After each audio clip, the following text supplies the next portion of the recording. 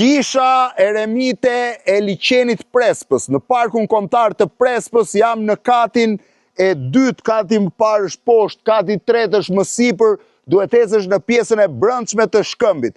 Një prej perlave të Shqipërisë. Janë 3 kisha eremite të shekullit të 14 vendosura në pjesën shqiptare të liçenit Prespës dhe kisha në shpellë e famshme e Shënmërisë në ishullin e Maligradit. Një prej atraksioneve të jashtëzakonshme, po të vështira për të vizituar në Shqipëri, duhet ngjitesh në këmbë në një lartësi që shkon në maj rreth 120 metra në mos gaboj dhe është absolutisht një eksperiencë e rrallë. Janë ndërtuar në shekullin e 14, janë përdorur nga besimtarët dhe priftrinjt e kohës, ndërkohë që ndodhen përballë kufirit tresh që ndan Greqinë në një drejtim, Maqedoninë në drejtimin tjetër dhe Shqipërinë në këtë drejtim. Jam eksaktësisht pra në kufirin tresh në një nga vendet më të bukura që mund të shihni.